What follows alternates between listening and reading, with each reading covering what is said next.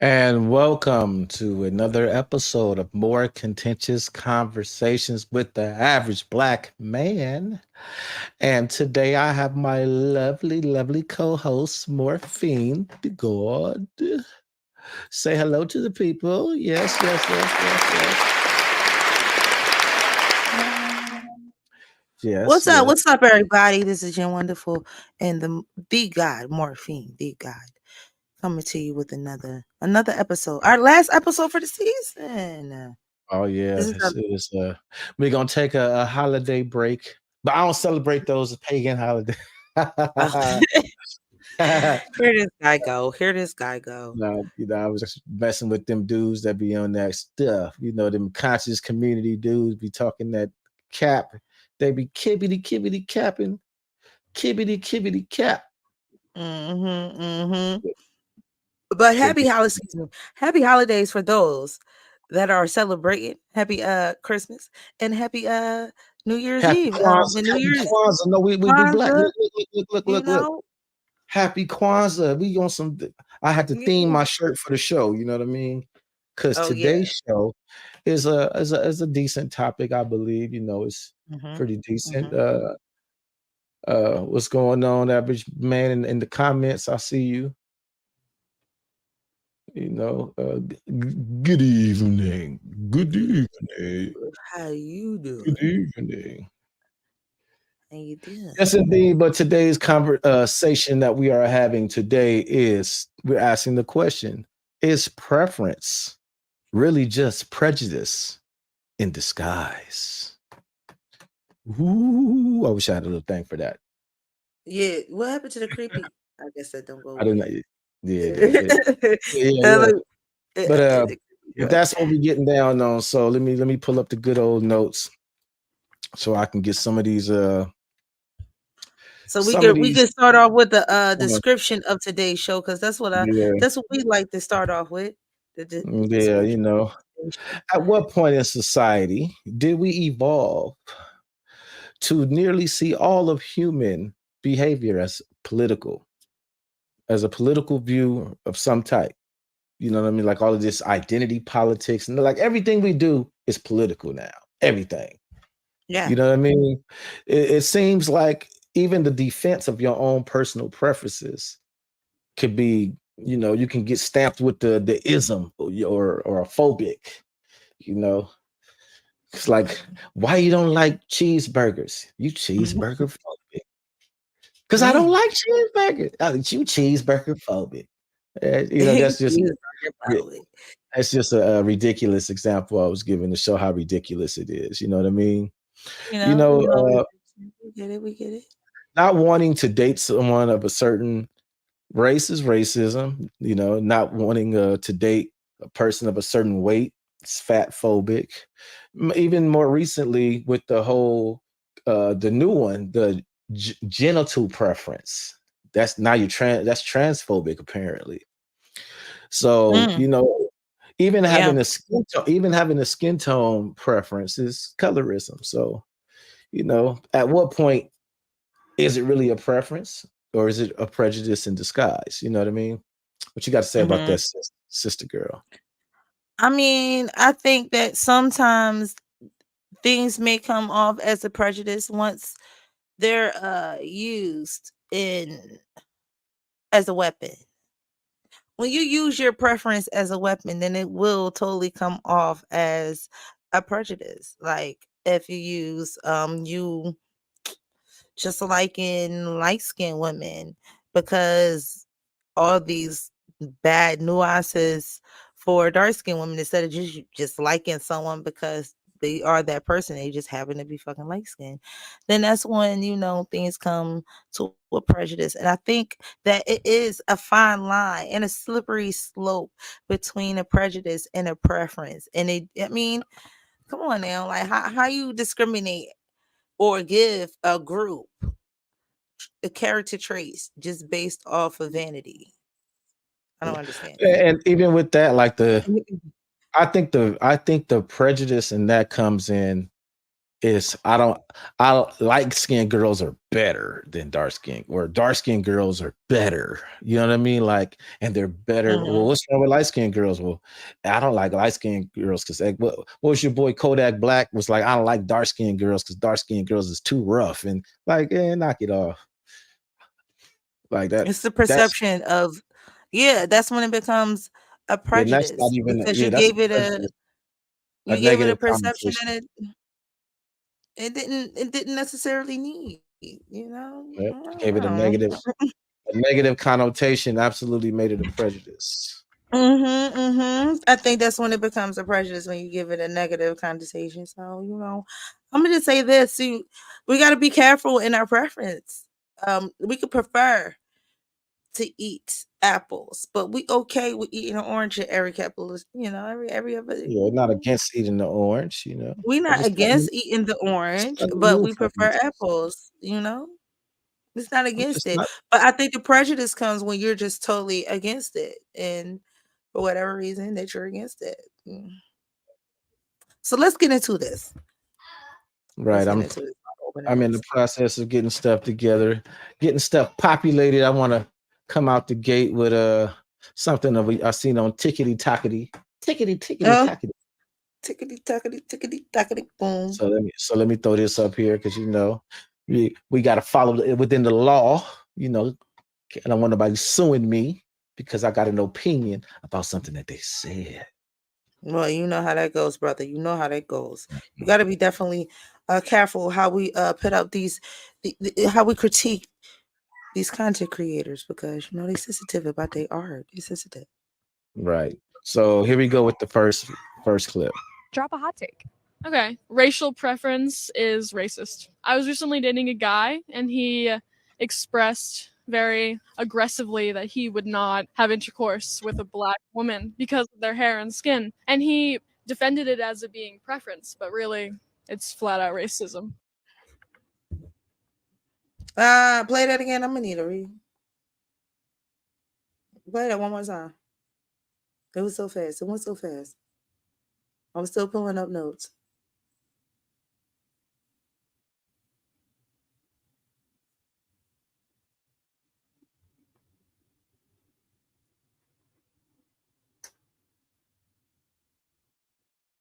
Damn, our show is all the way at the bottom. And he drop a hot take. Okay, racial preference is racist. I was recently dating a guy, and he expressed very aggressively that he would not have intercourse with a black woman because of their hair and skin. And he defended it as it being preference, but really, it's flat out racism. Why a white woman had to say it? I hate that. We know it's straight up prejudice. We I know did that. that on I did that on purpose with the woman of a different creed. I did that on purpose because I didn't want, because they can come out real quick and be like, of course a black woman gonna say it. They just mad that we don't want them no more. So I had to start with their preference, those those men that'll remain nameless at the moment. Mm. What's going on, Brody? I Mm. see in the comments. Shout out to Brody. Yeah, I mean, when we open up the lines, you should come up here and talk about this preference versus prejudice. But in our description, we said, is prejudice really individuals disguise prejudice?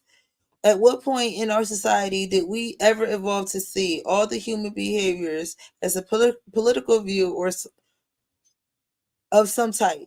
Now, it seems that the defense of one preference has created a worldwide range of phobias. Yeah, I mean, that's what you was talking about, the isms. Right. The So, isms, in the right? preference, in the preference what someone has, how did it become?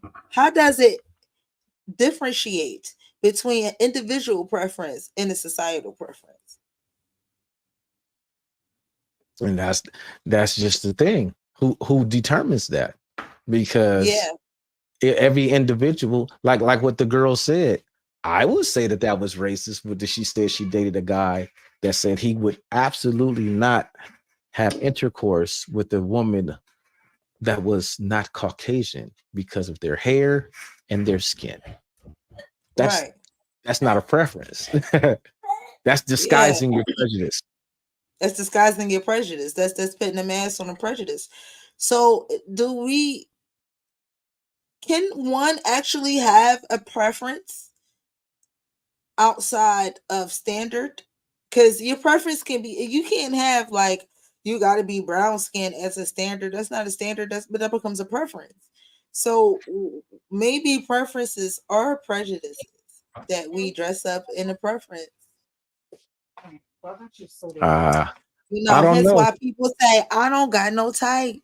Bad bitch. Right, This only thing no, I like. I'm just saying. no. Like a woman saying, I want to date a tall guy.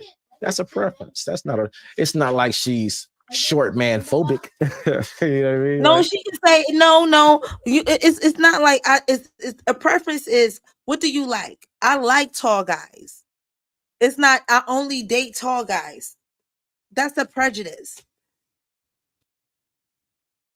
yeah, I can You see can it tell being a me what you prejudice. like, I can but see you it can't being tell a me what you prejudice in only that way. you only do, you only date, you only talk to. Then that becomes, a prejudice. I don't know. Right. So I'm audience, forgive me. I got people walking back and forth in the background. That's why I'm doing this. It's cool. It's cool. I'm gonna pull up another link about racial what I'm trying to say. You know what I'm trying to say, A like racial preference. they are Or a complexion preference, which I never understood that. That was always weird to me. I must say. It was a very weird situation for me for someone to have a skin preference. I understand that it was very popular in the 90s, but I was born in 89, so I'm a millennial. I don't get him. Either you're good, you're good. Even you're not, you're not. All right. Boom. All right, let's see what we got. Let's see what we got going on right here. So when people have racial preferences, it's usually not based on reality. I absolutely agree with this creator, but he's a lot nicer than I'm about to be. Racial preferences are very often rooted in racism. Like this creator talks about, you can find tall people, short people, plus size people, slim people, people of all different characteristics in literally every race. And same with personalities. But the one thing that can distinguish two people with the very same characteristics is race. When people discount entire races of people, it's not usually based on individuals' characteristics. It's usually about stereotypes of that race. And if you're like, well, it's not about stereotypes for me, I just don't like how certain people of a particular race look. That's just racism and prejudice based on Eurocentric ideals. And also phenotypes can dramatically differ among individuals of any race. Boom. I didn't hear nothing how about wrong. that? I didn't say. Did you hear something wrong? I ain't hear nothing wrong. I think I just said that. I didn't hear nothing wrong That's at just what all. I said. She just said it more intelligently I than whatever. I don't have no complaints on what she said just now. That was slapping. Do you want another one? You want another skin tone preference? Just one, just one more. All right, this. I found one with a somewhat of a hood exterior to it. You know, little urban. So I want to keep it well rounded. Here's an urban perspective, I'll say. Like, oh, I see you got a type, light skin, brown skin, skinny, in that range. And they was mad at me. And like, I felt bad, you know what I'm saying? Like, damn, like women make me feel bad about having a type or having a preference. Why? Because you're a woman. What? I mean, what the fuck? No, I see you got it. His homeboy roasted. His homeboy roasted you. Of course, you gonna run that back. Oh, you want to run it back? All right. Come on, let's go. Got a type, light skin, brown skin, skinny, in that range. And they was mad at me. And like, I felt bad, you know what I'm saying? Like, damn, like women make me feel bad about having a type or having a preference. Wow. Because you're a woman. Because he a woman. Hey, see. He said why? Because he a woman. Like, why you Right. feel bad So because you got a type? now this is something that you and I, being of a more melanated complexion, is something that we've experienced in our Oh no, wait. actions. Let me speak on that. Let me speak on that. Let me speak on Okay, that. my bad, You my bad. know, you know who feels a way that a guy has that type? You know the woman that feels a way about that, or the guy that feels a way about that. The person Oh, that is that type. They only want to say some shit. You be like, I got a type for light skin. The light skin chick be like, well, why? Why only light skin? Like, they don't, I think because when you start talking to your type about how you only date that type, with that is their preference, they start feeling like they fetishized. Like it's just an obsession. They feel like they are obsession with them. FYI, men want to be fetishized. We want to find that when people, my homeboy's ex-wife told him, because he started dating, the opposite race of himself, and the opposite race of the color context. And his wife told him, be careful. A lot of those women fetishize black men. And he was like, where they at? Where? Just point me in that direction to where they fetishize me, so I don't got to work so hard, so they can I do it think for me. everyone wants what they don't have until they get it, and then it's like, oh, that's all they want me for.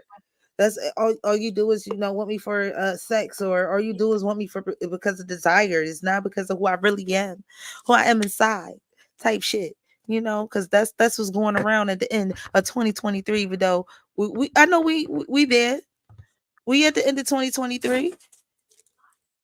Nah, I think Yeah, that's more of a woman.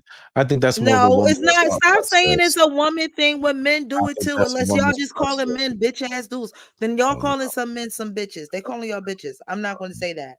That's what they saying though. Men, and this is just my opinion, emphasis on my opinion. I personally believe that men do not have a problem with being fetishized. Men don't have a problem with being desired by women.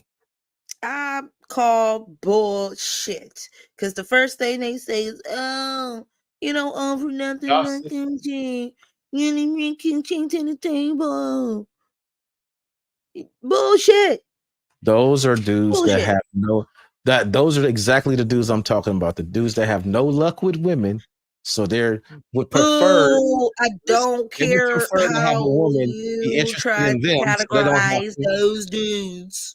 They But that's what they around. are. That's what they They are. around. They These the dudes around. we constantly call cap on because they be capping. They try to dress up that I have no game, I have no Mac talent, I have no bars, I can't spit no lyrics. So I want to go somewhere and deal with women that's easier to talk to because I don't know what I'm doing. So I want to deal with women that they believe in their mind and their delusion, because it's a delusion, that it's easier for them. And that's where the whole I'm not other race debating that's women, what it is. I'm not and that's where debating the that's whole not what that is. that's That where the might whole be argument of exactly what other that race is. women are better. I think that they come with the whole other race women are better because when they say what's the problem with black women, they too masculine, they too mouthy. Okay, so that means you don't know how to stand in your own manhood if you let a woman out masculine you. Emasculate. Is that a word? No, I didn't say emasculate. I didn't say emasculate. I said I out said to out masculine. masculate. Yeah, out masculine. I've just made up my own You phrase. said masculine. I said out Yeah, masculate. Wouldn't that be yeah. masculate? No, That's what I was saying. because to emasculate would be for her to strip you of your masculinity. To out I didn't say masculine is her out. emasculate. I said out masculate.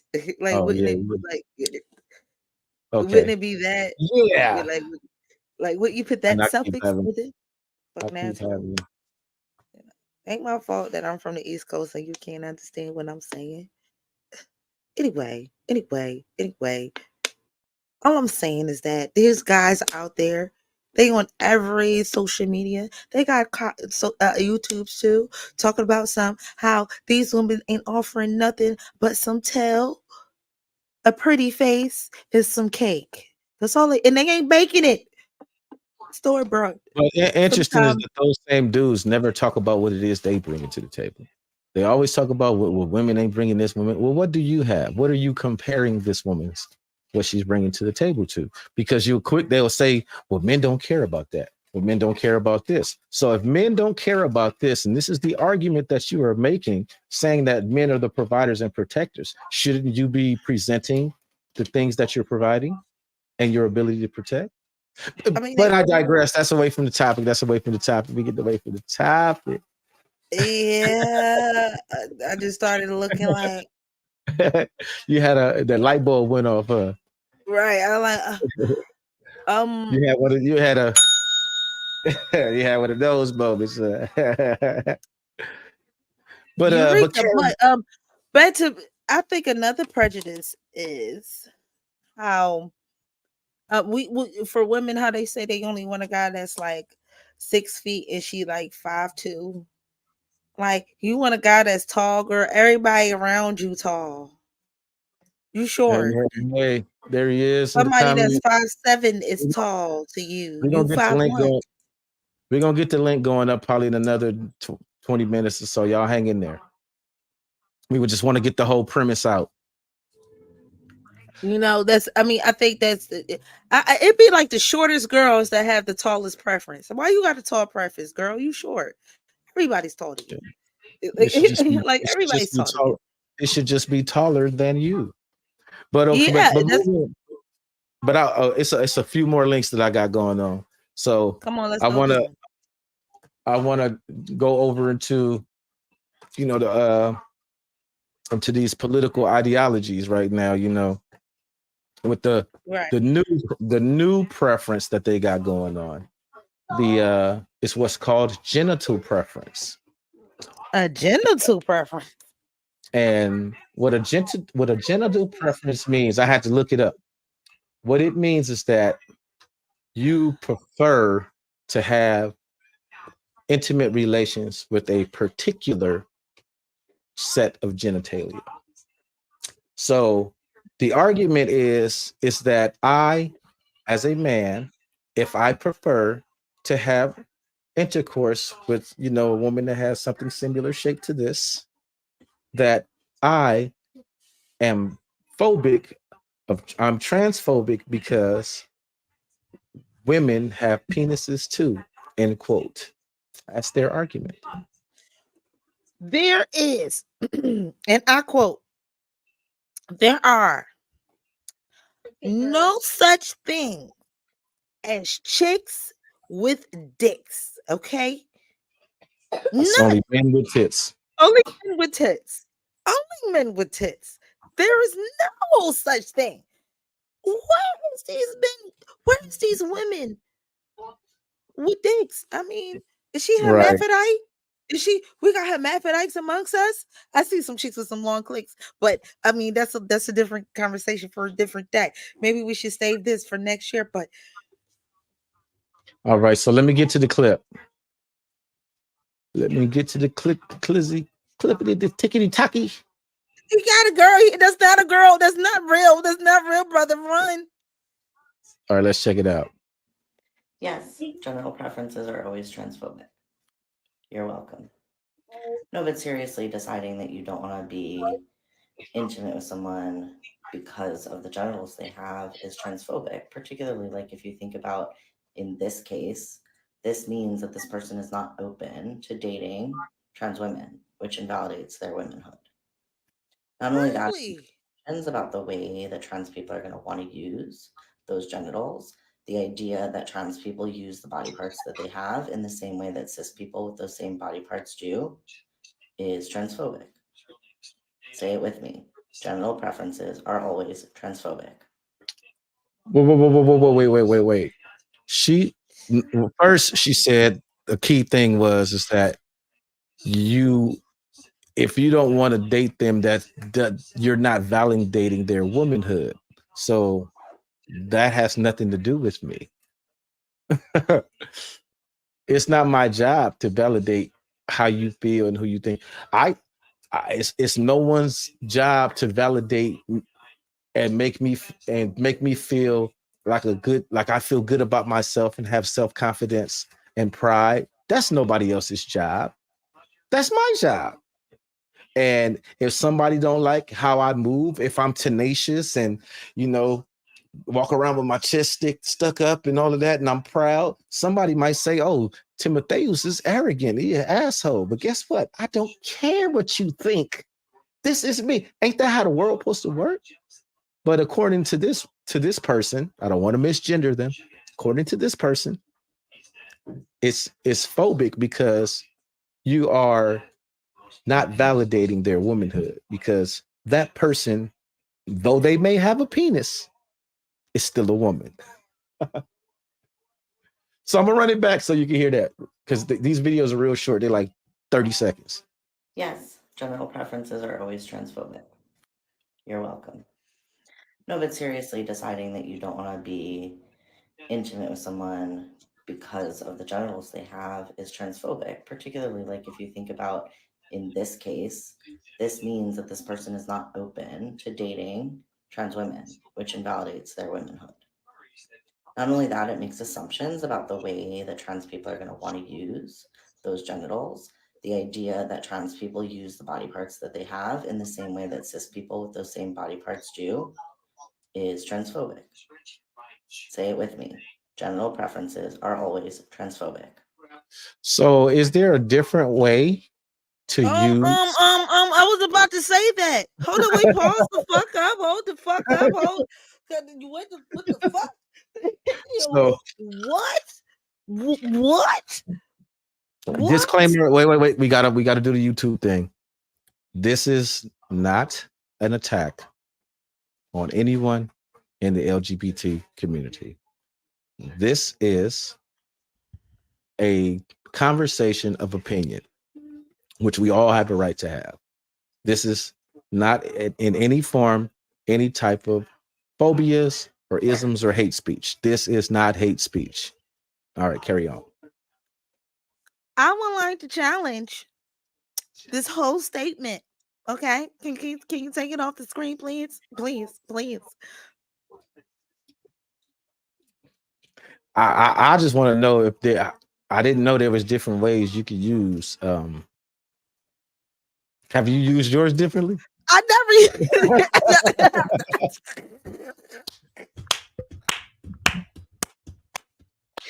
Listen, I never knew it was a different way to use it. And what I want to know is how you want us to validate your womanhood if you don't want to use it like a woman? I mean, how that work? How to work? You don't want to use said body parts as a cisgender that you're trying to portray yourself. You identify portraying. You identify with this, and you're telling me you don't want to use said body parts that make the identity of this who is meant to use, and we supposed to identify you as this. How that work? People have the right to identify. Do we not have do we cisgenders, whether it's a man or a guy? I don't call me Right that. Please don't call me a cisgender. I'm just being for clarity. I gotta For turn my camera. clarity. I gotta turn my camera back on. I'm just saying for clarity. If certain individuals have the right to identify as however they want to identify, then those same people must respect. If you would like to be referred to as a certain pronoun or whatever, and whatever, you must respect that there are people like myself that do not identify as a cis male or cis man. I am just a man. No prefix. No prefix. I'm a man. I was born male. I am an adult male, which is a man. I'm just asking you for the same respect in return that you're asking of me. That's all. I'm still stuck on the fact that you don't use your genitalia like a I'm woman still, use her I'm, genitalia, but you want to be you want us to respect your womanhood, and I'm not, I'm not, that's not knocking. Let me finish. That's not knocking the trans community. It's for clarity.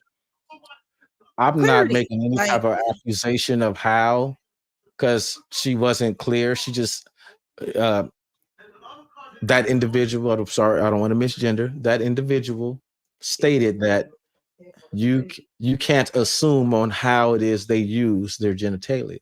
And I was just, I wish I could speak to this I person. can't assume you want So me I to can, validate because you as a woman. I That's the want to, assumption. well, I just, yeah, that part is what I'm talking about. Yeah, I anyway, let's carry on. I'm gonna get hung up on this. This Like, what? It was this, like, this, what?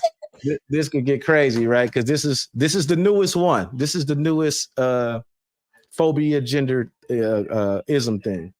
Ain't no fucking such thing as gender phobia. Well, Ain't read, no read, fucking such thing as read, gender phobia. read this comment while I'm finding the next one, if you would. Let me read this. Let me read this. I gotta actually go on to the comment. I tried. I'm Just on the tired. screen. I know. I'm tired of this bullshit. Because it's being pushed on the masses. I don't care what the law passes. I was born a man. It's never going to be. I'm never going to be a woman. No matter how much lipstick you put on you. Well, I ain't gonna say that.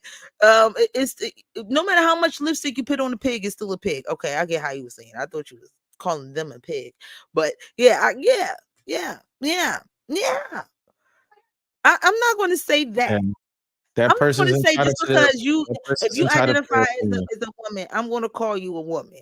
But when you say some contradicting shit, I'm going to call you out on that too, because you're If not above criticism just because you're fucking trans. You're trans. If now I'm a woman me, and I get criticized, he's a man. He get criticized. You're trans. You're gonna get criticized too. You want to be in it. You want to be in it. What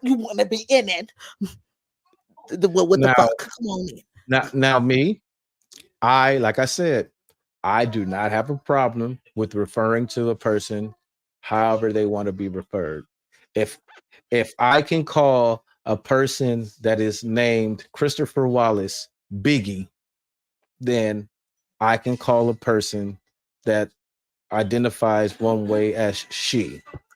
I can do that. That's not a problem. A person that was born male that identifies as female, I can say, "Hello, Sarah. How are you, Miss Lady? How there she is over there." I can do that. If I can say Biggie Smalls, which is not his name, if I can say that, I can identify. If this person can identify as a fictional character, and I acknowledge that they are a fictional character, I see that as the same. Now, as far as me agreeing with what they believe, it's something different. You know what I mean? I don't agree with what you believe. I don't give a fuck. I don't give a fuck. I don't give a fuck. That ain't my life. You don't eat. You don't shit what I eat. I don't care. I don't care. I don't care. I don't care. I don't gotta live your life. But I got some questions and I got some criticism. I mean,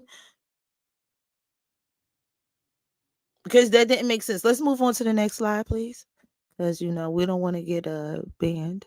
Because I'm prone to saying some shit to get us banned.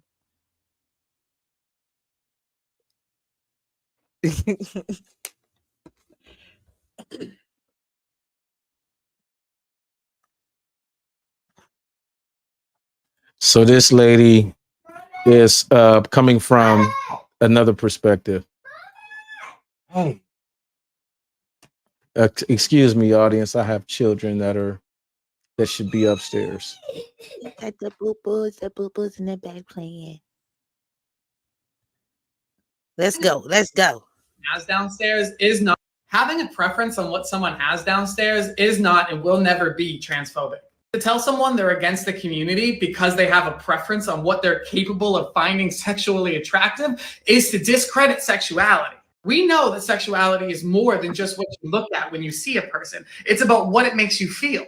You can't tell someone that they like Oreos just because you like Oreos. Are they tasty? And can you not fathom how someone else can't find them tasty? Sure, still not your right. To be transphobic is to have an aversion to someone because they are trans. Now, if you were to tell someone that they're not the gender they are because of what they have downstairs, that is transphobic. But you don't get to decide what people do and do not find attractive. My disclaimer is this. There are a lot of reasons to not date a trans person that is transphobic. There are a lot of reasons to not date a trans person that is not. The line needs to be drawn somewhere, but preference on what someone has downstairs is not it. Having a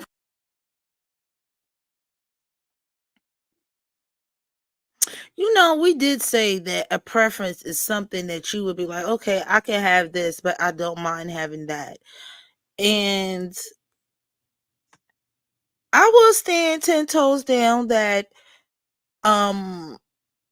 maybe, gender preference is a little prejudice, I got prejudice and the No, genders not I not choose. not no, not gender, genital. Genital. I got a Genital. genital preference. So what this woman just said in her video was something that I have a difference of opinion, because she says telling a person what they are based on what they have downstairs is transphobic. On the She said surface, it is. I thought she said it wasn't. no, she said it is. No, trying to tell someone that, say if who can I Okay, use? I get what you're saying. Trying to tell somebody because Telling you're a man because you got man parts. Telling T.S. Madison you're a man because you got man parts. That's transphobic. But on the flip side, though, T.S. Madison, and I'm just a vague example, just somebody on the top of my head. This is not an accusation or anything like that. A person of that,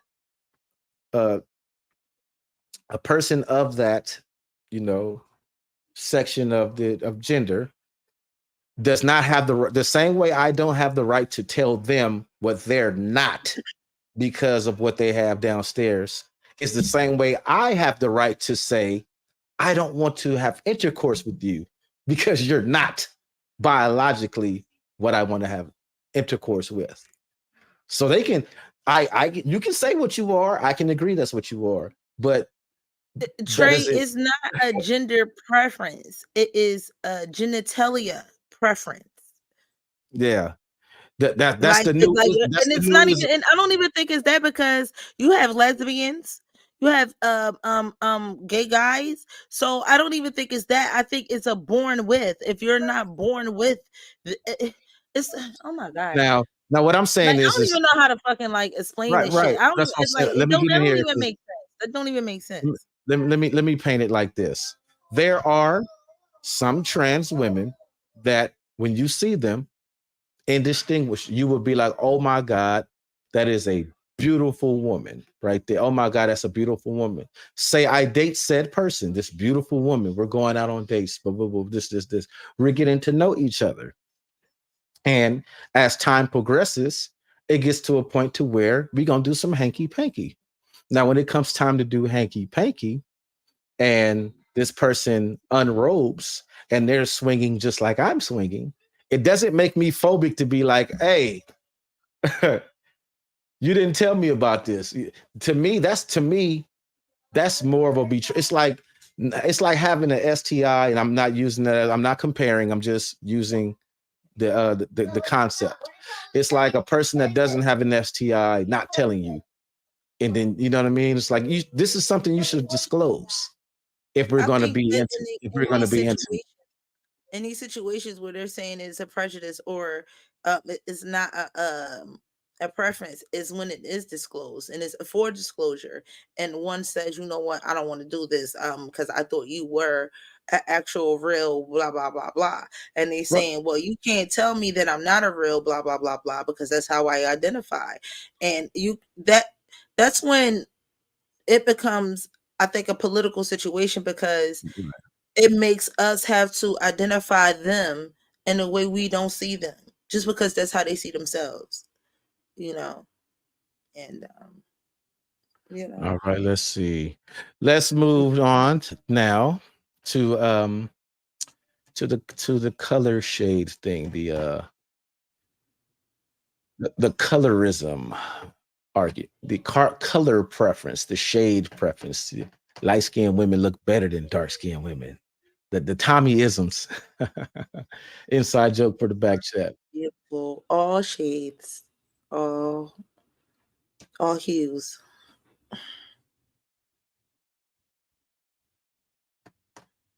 Certain statements are colorist because you're assigning negative attributes to a person solely based off their skin color. You're only preferring light-skinned girls because you think they act a certain type of way. You don't prefer dark-skinned girls because you think they act a certain type of way. That's colorist. Like all Black people don't act the same, skin color has nothing to do with personality traits. Dark-skinned girls are this, dark-skinned girls are that. All negative attributes that aren't true. Not every dark-skinned girl acts the same type of way. So for you to have a preference on a skin color, that's you assuming that whole skin color acts a certain type of way, which is just not true. How you feel about that? Well, yeah. It's a slight prejudice to think that all one version of the same race act different. But we do act different. It just has nothing to do with complexion. Right, because I know some, like, you know how they get, like I mentioned Kodak Black earlier, and Kodak Black said I like light skinned women because they not, dark skinned women is hard, they rough. I know some light skinned girls that got scars on their face from fighting, got teeth missing from fighting, will cuss them out real quick. Like, well, I don't know what they're talking about. And I know some chocolate women that are just some of the sweetest people to be around, just a joy. I just want to point this out. In the rap industry, most of the females that are masculine are not darker of skin. I just want to put that out there. All right.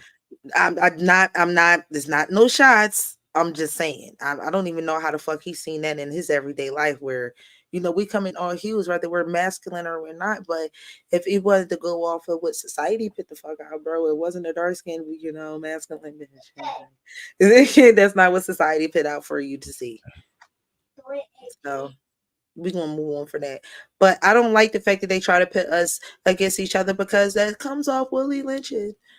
Like syndrome-ish. The dark against the light, the old against the young, Right. type. That's what it seems like. And it seems like that he got picked on himself for being a dark-skinned person. So he's projecting. And I think that's a lot of because what I got from what the young lady said is just, I think that was her personal experience. She experienced that the guy that she liked and, put herself out there to say, hey, I like you. And he was like, I don't like dark-skinned girls. And you know what I mean? That's a cold feeling. I just know. But let's we got this video and one more, then we can open up the calls. All righty.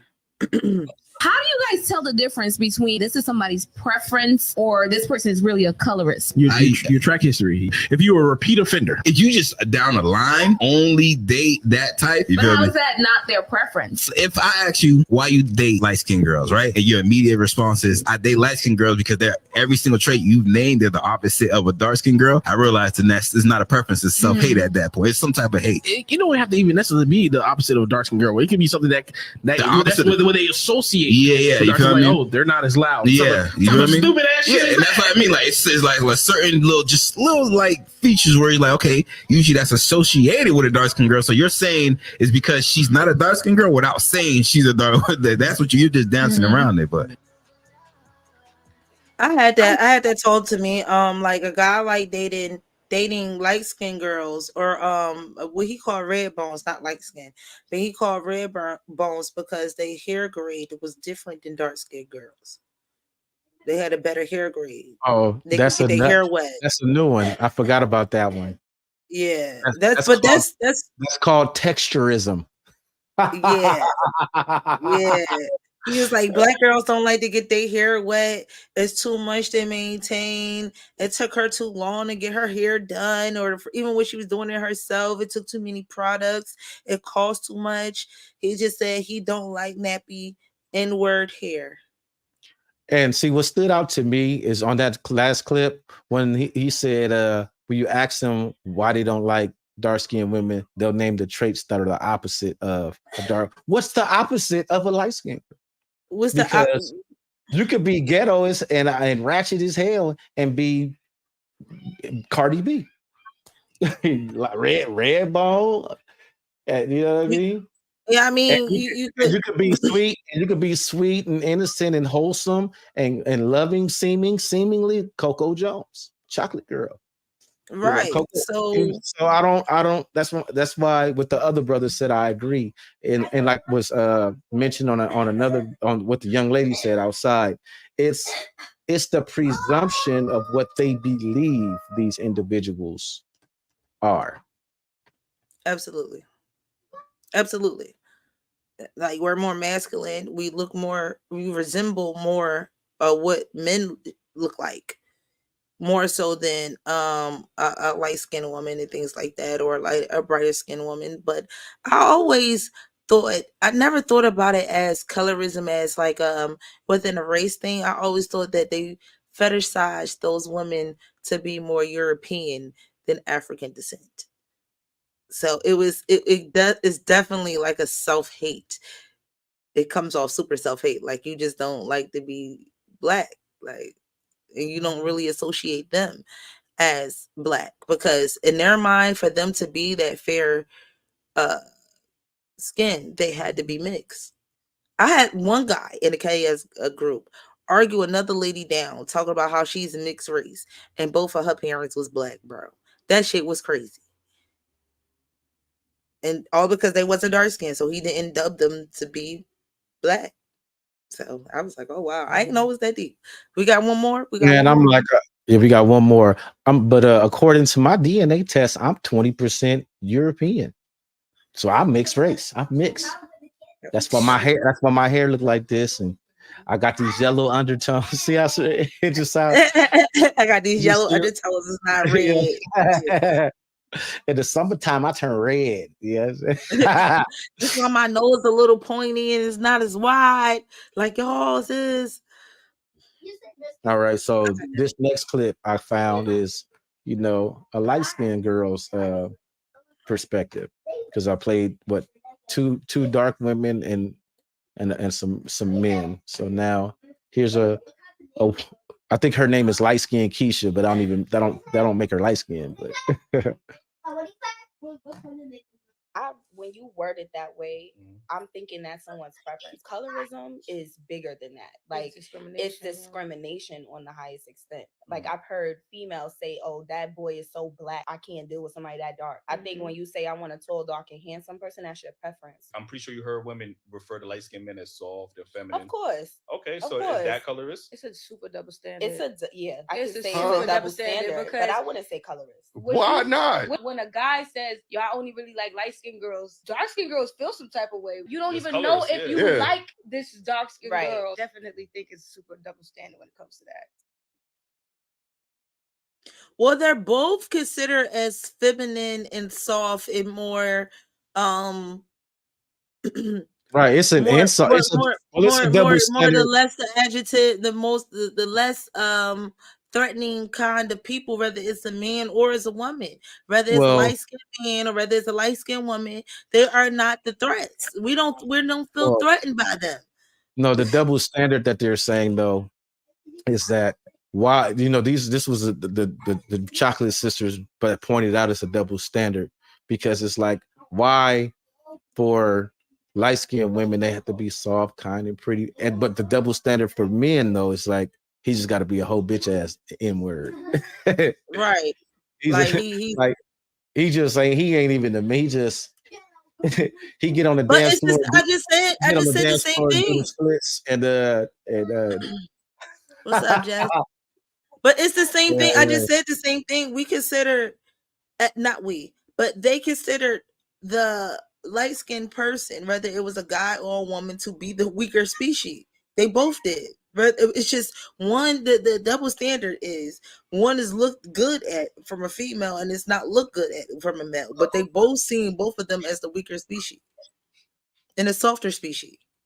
Right. So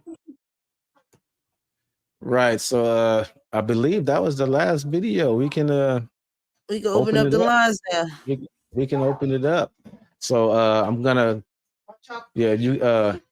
I'm gonna put it over here in my I'll put it on my page, you drop it on your page. All right. Make sure you pin it. So you can pin it. I don't know if anybody's on Facebook. Like if you look in the comments on YouTube right now, I'm gonna pin it to the top on the Average Black Man Show. She's pinning it to the top on Moure Contentious. And let me see if there's anybody on Facebook. On Facebook, I'm gonna drop it in the back. Yeah. You dropping it in the back chat? Yeah, I just seen that one pop in there right there. Boom.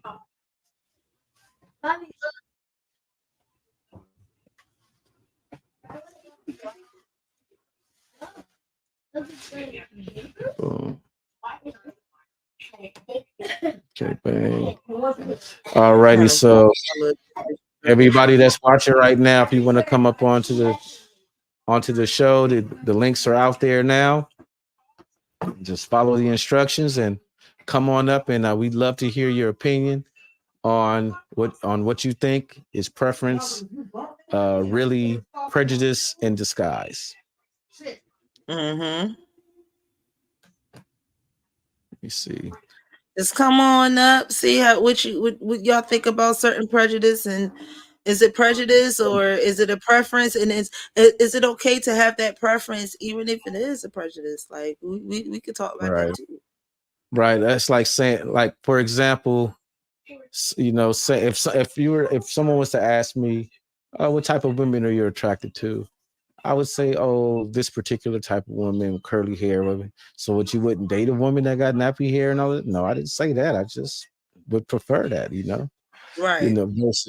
Versus or the type of person that would say, oh, I don't date, a black man that say, oh, I don't date black girls. Well, why you don't date black girls? Because black girls got problem A, B, problem C. But that's a prejudice. That's a self-hatred at that. Right. And all right. We see you.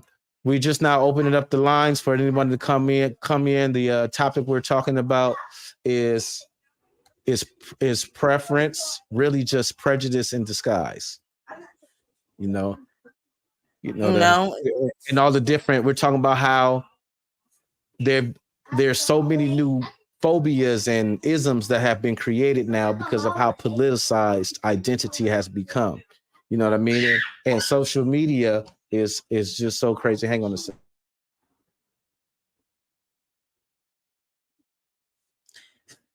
He gotta regulate them babies. Gonna come right back to you guys and finish explaining his premise. But anyway, we still open up the lines for you guys. Come join us. We put it in the YouTube, his YouTube. We put it on Facebook. We only stream it from 3 platforms right now. Come up and join up and tell us what you think about preference versus a prejudice. Do you guys have prejudice that it's okay to have, and why you think it's okay to have? We ain't gonna argue with you. This is your opinion. Might be challenged though, but it's not going to get debated. You have a right to say how you feel, and you have a right to your opinion because of freedom of speech and all that good shit. So come on, tell us, what is your opinion? And don't wait till we like about to get off to want to show us. To show up. Y'all do that every time. 2 hours in, and now y'all want to come up, and I want to get off. So come it on happens up. every time. They wait until 5 seconds left in the show, then boop, boop, boop, boop, boop. I'm like, yo, what the fudge? Or I gotta go in 99 groups and find everybody because they're. Hold on, wait. I'm about to say they in a group call now. I just that sounds about right. That's how they move. I'm like, they in a group call now. I was about to hop right on it. Hey, bring y'all asses.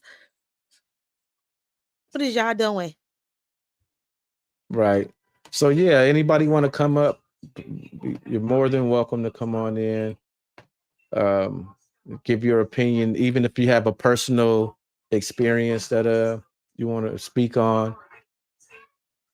Maybe some type of ism has happened to you. You've been accused of being some type of ism, because like I was saying before, I had to take care of something that the society right now is just so political in all of our behaviors that everything we do is geared to, making you a bad guy, getting you canceled, and putting an ism on you Hey, Tay lit, triple Say X. lit. Yeah, leave your camera off with the triple X. I don't want to see none of that. Yes, you're a woman. You're a woman. You good? No, just These assholes. don't hear you Welcome, right. welcome everybody. Welcome everybody. I'm happy that everybody is joining. Some of your preferences and prejudice. This is the conversation we're gonna talk about today. Yeah, We talk about prejudice and preferences all the time. Like, some guys' preferences is like, I don't want no woman with kids. I don't want no woman with a high body count and things of that. Like, that's their preference. Now, I just think that your preference is things that you like, things that you may want. Doesn't mean your ass is gonna get it. It's just what you like and what you want. And But see, the two examples you just gave, though, those are, in my opinion, legitimate preferences. But the people that are trying to paint them as a prejudice are the women that fall into that category. Exactly. A woman that has a bunch of kids will hear a guy that she thinks is attractive and would like to date, tell her, oh, I don't, hypothetically, let's just say he has one kid. I only got one kid. You got three. I don't think it's going to work. You ain't no real man. They try to they try to shame him into being attracted to something or wanting to deal with something that he doesn't want. Same with the thing about weight is the one I really don't understand, because attraction, for the most part, is physical. When you first see a person, no one says, "Oh my God, that person is so bomb. I really want to get to know them." You see them and say, okay, I see what's cracking. That's the first attraction. So if a person sees a person that's a little on the plus side and they don't have that reaction, they aren't fat phobic. They just are not attracted to your aesthetic. And there's nothing wrong with that. There's nothing wrong with that at all. Okay, all right. Can Go I ahead. add something? All right, what's going on, everybody? This is Taylor Triple X. Honestly, let me go through my preferences. Me personally, like I like women that's like slim, thick. I mean, petite is cool, but I like her if she could be like like plush. Like when a girl's like fat, but it's like she's fat in the right places, so it's not like sloppy. That's acceptable, but anything past that is kind of a dub with me. I used to be tripping on kids, but honestly, now that I think about it, as long as I don't got to take care of them, I'm not really tripping on the kids. If I got to take care of them, then that's a whole different situation. Um, what else? Even with the body count situation, I don't even tripping on that either because it don't matter about what she did before you. It's more about what she do when she with you. You know what I'm saying? What else? I don't know. That's basically my preferences. So I don't know like how that to really like to go and decipher anybody else's shit because it's like you're gonna have your own thing in your own situation.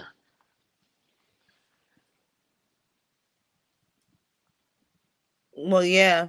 I think a lot of people in these corners, I think it's like projections you hurt me past, like relationships past. That's what I call them. And I think that plays a big part. Is he on here?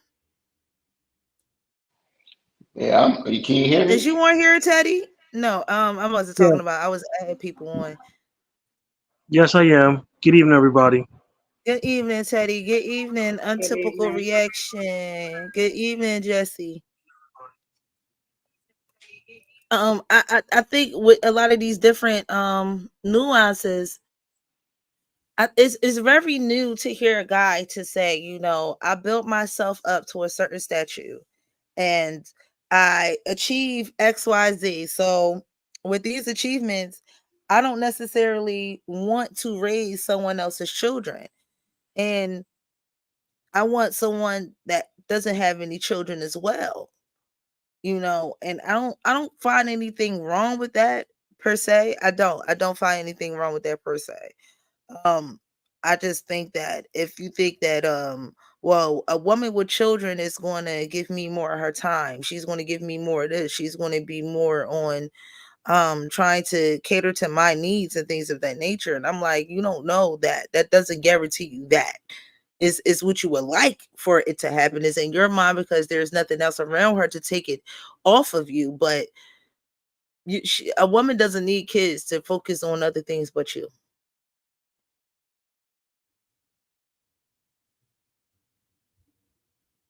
I lay my plane there. Do anybody else have, you know, some prejudices or preferences? Like, all right, Well, let me ask you what you mean. Oh, I'm sorry. Go ahead. well, I was gonna say my preference with my now husband of 14 years, my preference was that he had no children. Um, when I met him and he said that he did not have any children, I damn near tattooed his phone number on my arm because it had been a while since I met a man that did not have at least one child. So that was a preference for me. Obviously, that's not a prejudice; it's just a preference. Right. Now, I'll admit, I'm gonna admit to something. I've always had a prejudice on dating light-skinned men. My I always wanted my how can I put it? I'm trying to make this sound right, so give me a minute to get my words. Because Yeah. I'm as light skinned as I am, I never wanted my children to be as light as I am. Therefore, a light skinned man, like somebody, let's say Drake would have been, he could have been the nicest guy in the world.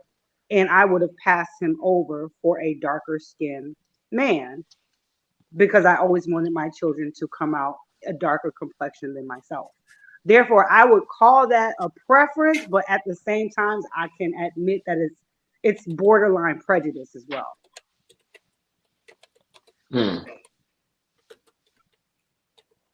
Not that I don't like light skinned No, men, like no. Well, I understand what you're saying. It's a preference, but it's borderline prejudice because you had a reason behind why you wouldn't date that person. It wasn't necessarily something that what's the word I'm looking for? A predetermined notion on how you believe light skinned men were. It was because you know, and this is just a shot in the dark, you know, because I had mentioned to you in another instance about those documentaries called Dark Girl and Light Girl, and a lot of the decisions a lot of women make based on how they have their children is based on their own personal experiences. So if you experience something that you believe was traumatic or something like that, no parent is going to want their children to have to go through something traumatic that they went through. So absolutely. so, you know, you being of mixed race, I'm just hypothetically, you know, there's the possibility that maybe one side of your family was less accepting than the other side of the family, and you don't want your kids to grow up with none of like that. And not even just the family, just in public, you're not black enough for the blacks, you're not white enough for the whites.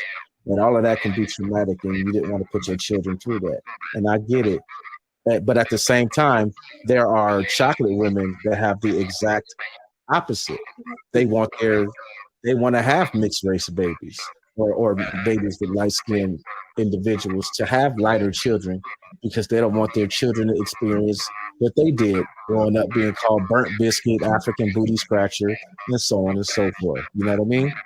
Absolutely, 1,000% on point. And in both Jigaboo. ways. I just learned what that was not too long ago. Like, what the hell is a jigaboo? Oh shit. Go ahead, Jess. No, I was just saying that he's 100% on point, and I've heard it from my darker skinned sisters too, where they were teased growing up because they were too dark. I was teased for being too light. So a lot of times as women, we just tend to make some of those decisions based on the things that we experienced growing up as well, and we don't want our children to go through that. And guess what? I got my wish. All my children are darker than me. Sometimes I feel like I need to carry their birth certificate because they be like, "That's your child," and I'm like, "Yeah, that's you." Oh, you the babysitter? No, that's my child. Damn it, the hell, But the one thing that I can say is that, unlike myself, they don't have to explain themselves, and I had to explain myself all the time. If that makes sense. I always wondered how guys that have a preference for a different race explain to the school when they picking up their child. I know they get carded. Like, there's no way, because it's not like their child from off the back look like them. So I always wonder that as well. Yeah, I remember I was at the playground with Monica one day, and this lady legit asked me. She was like, "Oh, you must be the babysitter," and I'm like, "No, I'm her mother." And she kind of did look at me for a minute. I'm like, "Lord, I hope she don't call the cops thinking I done stole this baby." So I'm sure it happens more often than we probably hear about. Right. Fellas. I'm gonna go to Teddy. Teddy, do you have any preferences versus prejudice moments that you could speak on? I think both are mutually exclusive. If you ask me, I think everybody has their right to have their prejudice. It's just part of their preference, and it just makes them who they are. I mean, I think experiences and also just the way we're biologically wired. Sometimes, if you're taller, you want someone who's going to be taller. If you thick bone it, or maybe you're athletically inclined, you want to get somebody athletically inclined. Everybody has their preference, and you have the right to discriminate. I say it all the time at work. I discriminate very fairly and all around the board.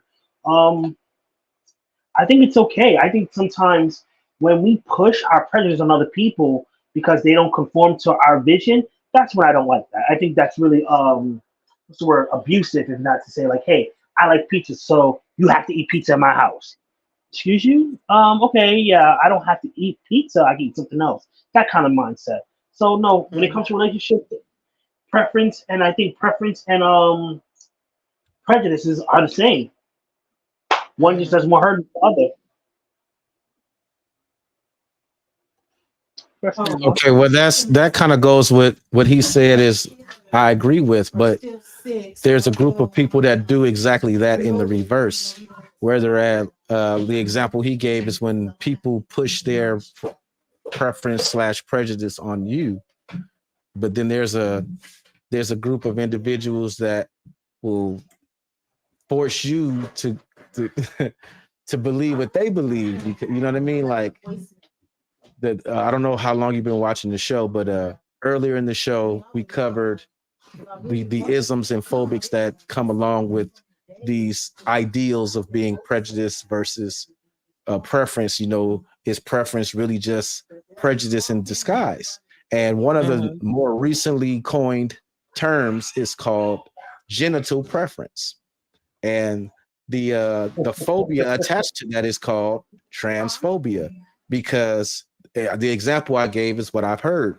Because me, as a man that would prefer to have intercourse with a person who has an opening shape similar to this, is transphobic because and I quote, this is me quoting them, women have penises too. So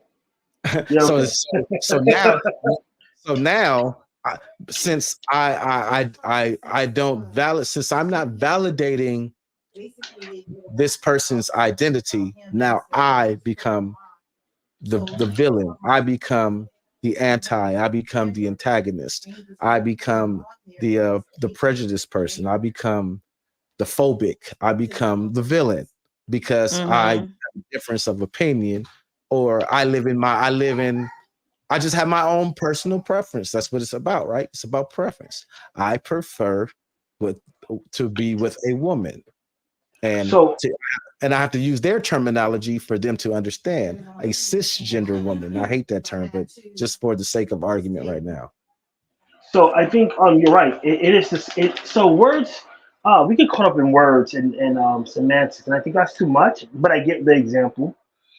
Um, the difference to me. So let's say the difference between prejudice and preference. Preference is more that it has some of a softer. It's not as heavy foot as what you call it. Preference. What's the other word? I'm drawing a blank. I'm doing something. Prejudice. Prejudice. Yeah, prejudice, right? Prejudice is more heavy foot. You're forcing somebody, or you're making someone unfair your will. And when you have a preference, it's more light footed. It's pretty much your approach. A lot of times, just because we're the majority, the minority feel like we're being discriminatory because we're being discriminatory. And just because we're the minority, we feel on the flip side. It's really on the person to be able to be emotionally. Your background, is it me? Okay. It's really for the person to be emotionally mature enough to understand, and also on the flip side, the person's articulating to have the the vocabulary to articulate that. A lot of people think that when you're saying, "Hey, this is not what I want, this is not what I like," you think you're trying to directly offend them, and it's not. Right. And that's what I had said kind of like right when everybody started joining the call. I was saying that it seems to be that the people whom fall into the category that goes against said individual's preference is then called the ism or the phobic. You know, like there was a video we played earlier where it was saying that, you know, a person's preference can be racist because if a person that says I uh I kind of lost it, but what I'm saying is that certain characteristics can be found in everyone. Personality, you know, similar things you have in common. You can find that across the board in everyone. A tall person, short person, a heavy set person, a black person, an Asian person. Just what you know. At the end of the day, we're all human beings, and we all have a human experience. Now, from a biological standpoint, though, you cannot control what you think is beautiful. The things you see through your eyes that you think is beautiful is generated from your brain, and that's No, where that. I'm a bit different. You actually can't control that. There's neural pathways and this and that goes into your brain and conditioning where you think this is the norm and this is what you're accustomed to. That's what forms us what we are. Right. You can, the key word you said is you can train yourself. So that means you have to teach yourself to go against what you're naturally already doing. So like I grew up in the 90s, and in the 90s it was super colorism thing going on. So it was like, the lights, like it was the era of the girl groups and the guy groups. So every single girl group, the light skinned one was automatically the fine one. Even if she wasn't, like Total, for example, like the little skinny girl, people was like, oh, the little skinny one. It's like, no, bro, she's trash. But it's like, but that's just what it was. So it was social pressure and peer pressure. But at the people were afraid to say, no, I like the dark one. She fine. That chemo, oh, that's the one. Same with what's the other group? Brownstone, Yeah. Max. It's the same thing. People were like, oh no, the lead singer, Nippy, the light skinned one. No, Max was the prettier one. But we were just, like I said, in that culture that we grew up in, it was, oh no, the light skinned one got to be better. And we were conditioned to that, even though in private it's like, oh, I like that dark one. And because that's where that was the neural synapses. This is what they were attracted to. But out loud, they would put on a front and say, and be conditioned to want to fit in and be socially accepted. So at the end of the day, they could lie about what they were having, their biological reaction. They could lie about it, but they were only lying to themselves. because you're attracted to what you're attracted to. You find beautiful what you think is beautiful. Hey, brother Trey. Welcome. I agree. Well, I was just gonna say, on behalf of probably 50% of the light skinned women, we didn't like none of that bullshit. I'm just saying, we didn't like that. We didn't like the whole pedestal. We didn't like, the European standards and us being put in the spotlight like we're better than our sisters, because a lot of us, well, personally speaking, I didn't feel that way. I felt my sisters were beautiful, whether they was as black as the socks I got on right now, whether they were light skinned, brown skinned. I didn't care about none of that. But a lot of times, you're right. A lot of I can't express to you how many times I'm gonna use my Oprah voice. I had to fight, okay, and I never had to fight because I just was not likable. I had to fight because I was light skinned. And oh, you think you're better than me? You said good morning to my boyfriend? Oh, well, why you say good morning to my boy? Because I'm being polite, wench. Like, I'm just saying good morning. But Now she light their skinned. automatic She all of assumption, that. She thinks she all of that because she light skinned. and she got the pretty hair, she got the good hair. So I was automatically assumed to think that they thought I was better than them. And I never thought that. So a lot of us light skinned folks don't count us into that shit. And I appreciate that you said 50% because the other 50% are them actually butt ugly light skinned girls that got attention that they would have never gotten before if not for that standard of automatic dope because you light skinned. So there absolutely were those light skinned girls that benefited from that being pedestalized only because they were light skinned. All right, you want to say something, brother Trey? Yeah, this is a great conversation because it goes back to when I was younger.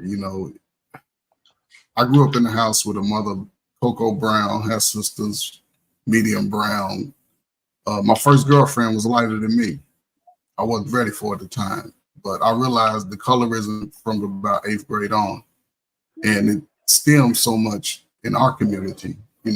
Being teased as a young man about my light skin. I love myself more than anything. So I embraced being light skinned from an early age. But in me, I always grew up that for a brother to it's like if you look at a woman, a sister, and you dismiss a woman because of her complexion, then to me, it just goes to show me how much you don't like yourself.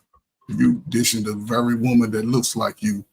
But when it comes down to it, and I see to look back on my history, the brown skinned girls, they were a little tougher, to get through that little layer. They had a little mystique about them, and they would stand up, and they wasn't just going for the "oh, you look good," because a lot of these sisters, like the lady just said, the sisters would tell them, "You ain't that cute because you light skin or dark skin, or you blackity this and blackity that." But as a man, you should never discount a sister because of her complexion, because now you're eliminating your pool altogether. I want the whole pool. We all got if you got the big nose and the big lips like Sister Morphine, I want that. But the caveat for me was the natural hair. Are you going to be natural? So when you come out the shower, you shine like new money. That was my thing. It wasn't so much the complexion. Even growing up being teased, I loved being light skinned. But I was a man. I was a pit bull too. And, but as far as today, to be thinking like, oh, I don't want a certain complexion, you're a fool because you cutting your options down. And the light skinned girls, they own the videos because they the one that, if you look at all of them's reputation, find one of them that got a good reputation besides Beyonce. But even that, she's lightly light and she can sing. But a regular sister, look at the reputations, the ones that they put out there. All of them are fools. They'll do whatever to get in that spotlight. So I think it's just hideous for us to look at each other with big nose and big lips. I don't like that. I don't like that. I don't like it. I don't like that we got to do that, or to to say what one Taylor, you got 2 pages in here. One of them have to go.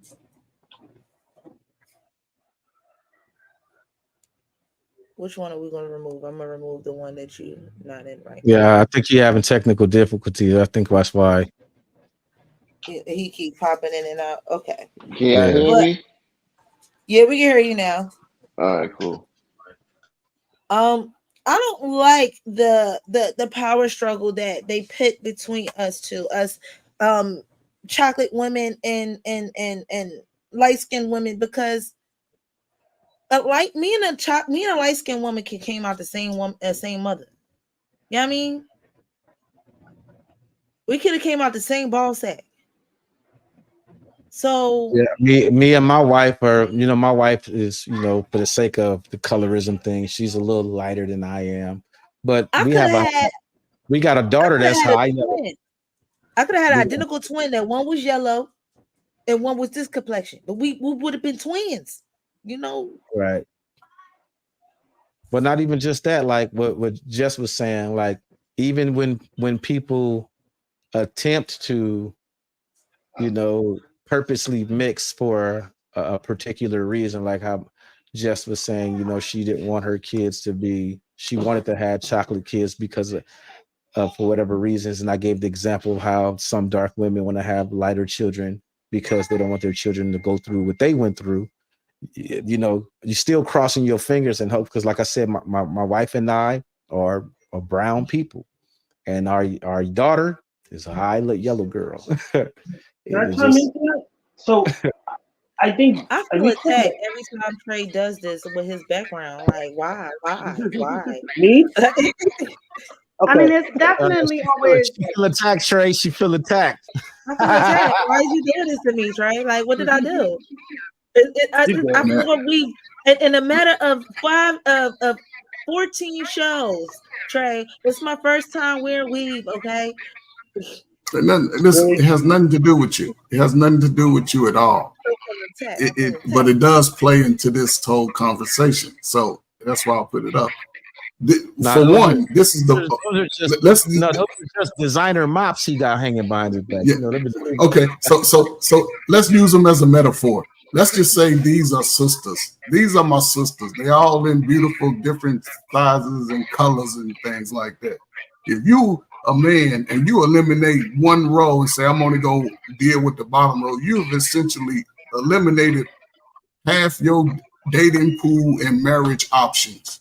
That is a fool's move. That is losing money all the day. I want all the options. So when I go to make my decision, I can pick and choose which one I want. People have their preference. If she's light skinned and she treats me well, great. I used to call them burnt black blue, my favorite kind of sister. They just didn't like me. And that was cool because I was that dude that could do whatever. I was that dude. I could, even today, my wife is Cocoa Puff. And she know she got a winner. She knows she got a winner. Because I'm that dude, I'm going to fix it, tear it down, put it together, hang up your little wig right. And then we going to have some fun on your wigs later. I'm that dude. So I'm just saying, brothers, don't eliminate your options. Y'all having problems with the little groups of women y'all been trying to date for years. You better go find you some more beautiful ones out there. And it has nothing to do with you, Morphe. It's just, I know. I just fucking with you. I was like, I feel attacked. You see, just keep doing this. Every time I have a nice little hairpiece in, and I'm like, wow. May I come in? So have anybody seen the Thurgood Marshall social experiment? I have not. I have not. Can you explain that? And not over, explain it, but yeah, no problem. And throw a rock at me if I do. So in 1968, for us to remember board versus education, for us to not separate but equal, there was an experiment where they put a bunch of black kids in the room and they told them pick a baby. The black kids picked the white baby and said it was good. Okay. Sometimes we don't know that our environmental. Did you hear me? I hear some background. If it's me, is it me? No, that's Miss Fields. I'm gonna have to mute. Well, she muted herself. Go ahead. I'm sorry. So sometimes we're in the environmental factors that play a factor when we're little kids. We don't know, and it subliminally condition us to like what we like and have a preference. Is it right? No. Is that's the way it's supposed to be? I don't know, but it's just the way that the environmental factors happen for evolution. And I think that's a great example to look at, that sometimes we don't know that we're wired this way by either environmental factors or our brains, like where you could touch our brains. Like our brains are like, hey, you know what? Part of my survival, I want a dark complected person. Part of my survival, I want a light complected person. It is what it is. I just food for thought. I now that you mention it, I do remember seeing that special where they picked the baby, because it went even further, where it said pretty much like the white baby was more viewed as more pure, well behaved. Correct. If I'm not mistaken. Yes, or nice. And then it was like a white lady versus a black lady, and who was mean. And these kids didn't know nothing from nothing. I mean, 4-year-old, 5-year-old, and they actually went to the Supreme Court. And they realized that sometimes environmental factors, conditions put in these positions. What's that? I'm sorry, I thought I heard something. Put us in these conditions where we have a preference, and then the preference become what? Prejudice. Absolutely. I totally agree. You know. Well, but that's like one time, I don't know if I mentioned it on this show before, but being originally born in Mannheim, Germany, when I was in Germany, nobody really ever questioned my race. They just said, "Oh, you're an American," right? And it wasn't until that I moved to Buffalo, New York, into our community, to when I start getting the questions, well, what are you? What are you? And I'm like, okay, wait a minute. I'm not even equipped to answer this right now. And then I can only think of mixed or biracial. But then because I was so light-skinned, even the fact that my 6'4" father, who was black, could come to the school and they could look him dead in the face, but I still was never black enough for them because I was so light. Preach. I'm sorry. Yeah, you get home with that with me. God, preach. But this is But no, not a that new was phenomenon. really it. I really just think that being able to have a comparison from overseas and then coming to the United States, to this Western world, where it was a huge culture shock for me. Because again, in Germany, they were cool. They like I said, they didn't ask me if I was black, because I speak fluent German. So but I guess by my accent, they could tell that I was in fact American. And again, they never really asked me my race. And it wasn't until I moved to the United States where I was put in question on what am I, not even who. It's like, well, what are you? They knew you were black based off your father. They see you with that big man you just seen. They're like, oh yeah, especially school. But this goes back, man, to slavery days. You can see it on. This goes back to the slavery days, how they separated us from our own, based off skin complexion. Lighter skin, it's a whole different. Lighter skin, we're in the house, closer to the house, and the master. Darker skin, we're out in the field. That's because that melanated skin is more durable in the sun. It's more durable. Me, I would have been over like the master, blistered up if I got too much. So they've experimented with that already. We just victims of the situation. Then you read the Willie Lynch letter, it's going to show how you separate based on male, female, complexion, a lot of that. Then the other modern day test just goes to continue it. Even in media today, they promote it today to our own self. They promote this type of lifestyle to ourselves. You can see commercials, light skin with the good bouncy hair, with the white guy getting the life insurance. Me and you, we doing some chicken fingers. We doing bad health foods. We doing I want a black dark complected girl with her natural hair and some cornrows. I want to see a dark complected sister with some cornrows on the show one time. But they out there, they just ain't seen like the little light skinned flower. They in the back. You gotta be willing to get your hands dirty. The cornrow girl, she's over working on her cornrows. She ain't trying to be seen like the old dandelion. You know, it's a difference. That's what I was about. You took the words right out my mouth. First of all, I would say this: that don't look good on all women. Sometimes they make her look like a whole fucking bulldagger. So that's that. And another thing is, women with simple hairstyles get overlooked than a woman that is peacocking herself. Okay.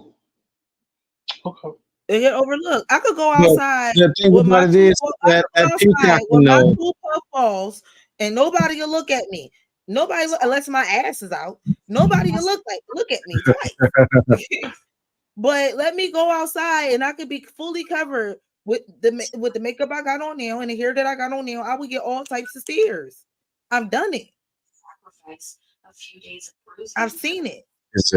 it just depends on, because me personally, a lot of those dudes that talk about this anti-weave and all them dudes be capping because Yes. They don't know and the the reason difference. why, and right, a lot of them don't even like.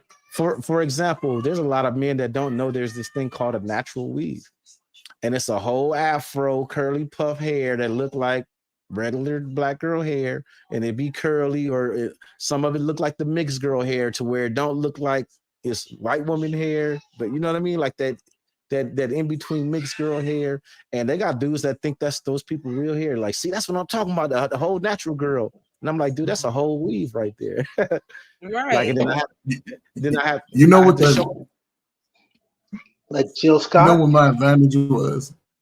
Yeah, I don't like know Jill about Scott. guys to Everybody thought. Remember, I'm sorry, yeah. Trey. Remember No, when we no, go was ahead. on I'm a sorry. post? Remember when me and you was on a post, Ted, and you was they was talking about Jill Scott, and I posted 5 pictures of Jill I never Scott with a heard it. whole weave in her head. He was like, Still "Don't look be good. talking about my wife like that." She still look good to me. So I don't we know. like black women that wear hair that look like they natural hair. Go ahead, Trey. Yes.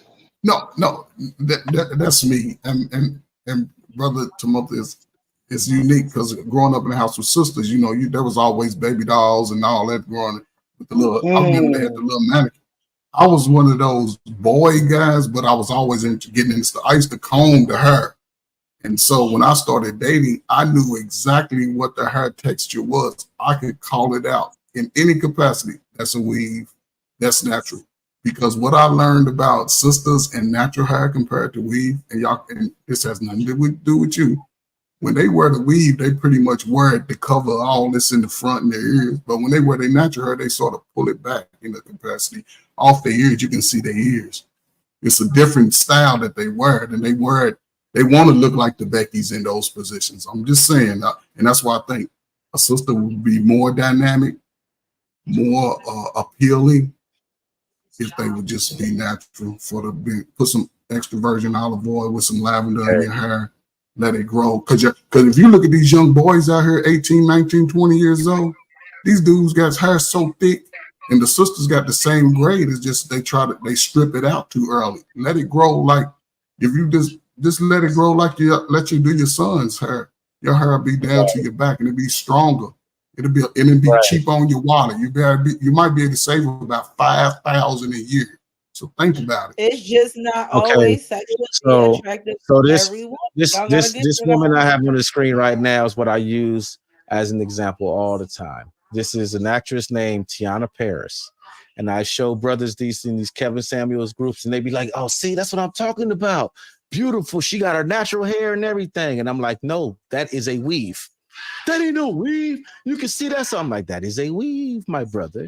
And then like, so that's what I be saying. Like, a lot of them don't even know what they be even talking about.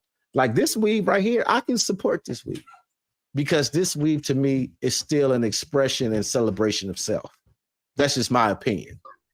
And I was about to say, I don't like weave.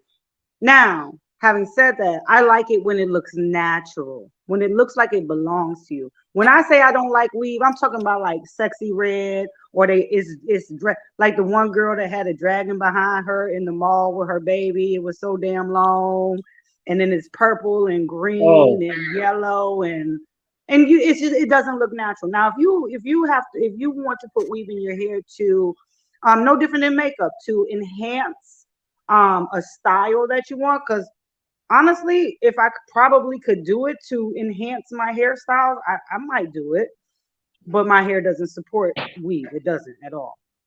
But I think it just gets ridiculous when it's just like you just don't even, you can tell that it's not yours. Like that lady that you just showed, that was a beautiful hairstyle.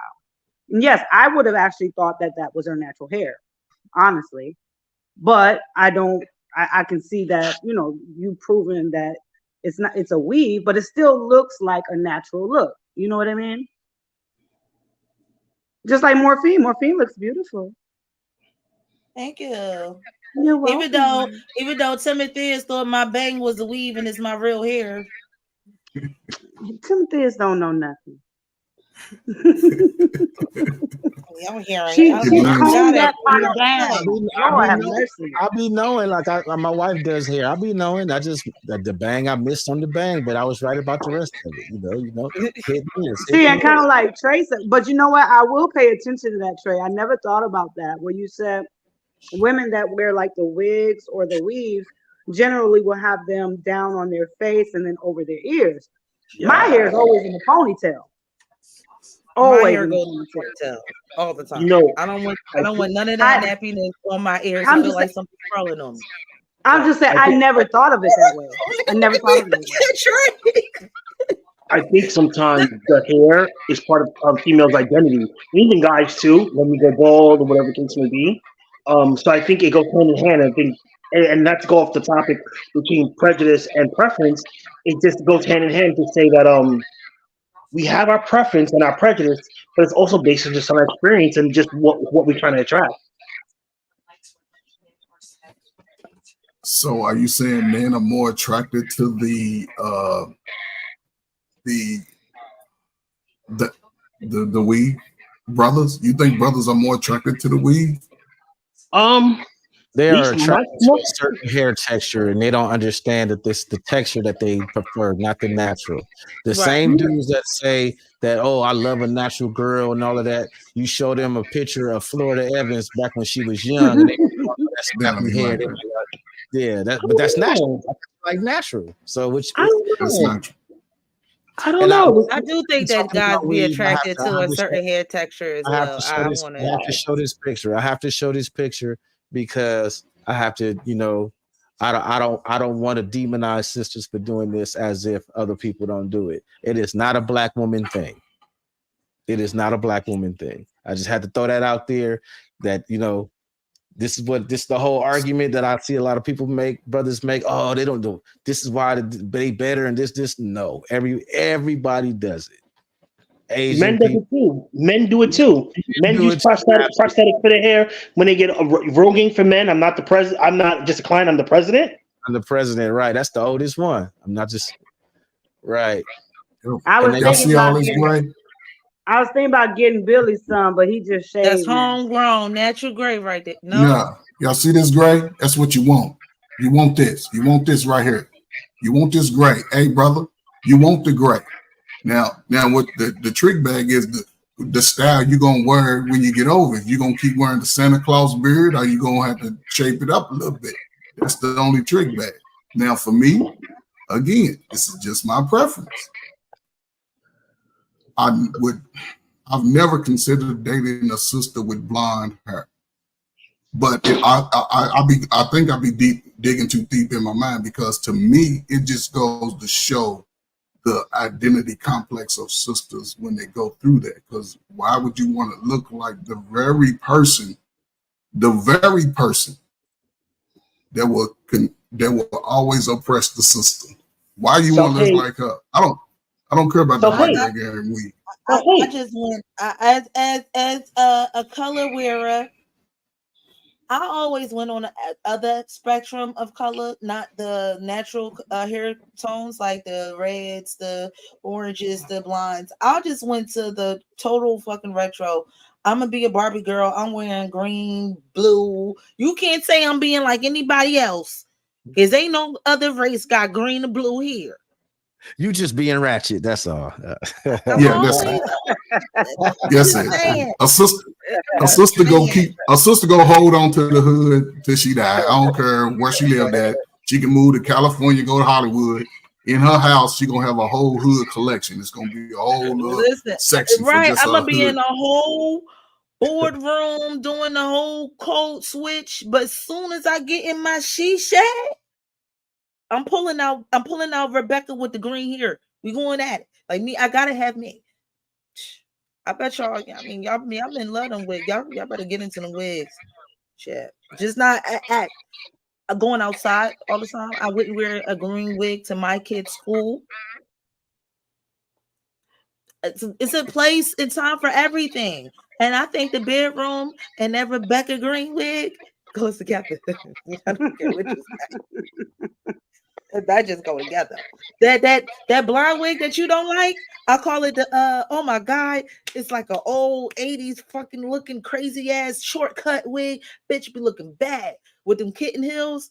No, Tell her to put that on. now what you're talking about as far as role playing and stuff like that. That's not the same as I'm just being saying a it's a representation of place self. in the time Because for everything. That's all I would say. it's true that men do have hair pieces. I've seen the pictures, I've seen the videos, but when men get hair pieces, they tend to just get hair that look like their hair. They get waves where hair pieces look like waves, little locks and stuff. Do you count the spray? Yeah. Do you count the spray too? Imagine Texturize your hair, and y'all act like y'all don't. Yes, we do. Now, I will have to agree with Yes, I Timotheus do. on that one because I remember when Billy, he has alopecia, and he did everything in his power. He got the shots in his head, he got the cream, and he did all that. And one day he went to the barber shop, and I guess the barber just looked at him like, "Yo, son, I can't make this work no more. Just let it go." And so Billy texted me and he said, "Well, baby, how you think I look with a bald head?" And I said, "Baby, you're gonna be just as gorgeous as you were with full hair, Yes, okay? sir. So just do what you gotta do, you know." But I know he misses his hair. And so I only give that example where you were saying 9 times out of 10, if a man is doing it, it's probably because there's an underlying condition that made him have hair loss. Women just do it because they want to change their look every other week. I do it because it's some naps under there, and I don't got time. You different. We want the naps. Now, hold up. We want the naps. We want the naps. We want the naps.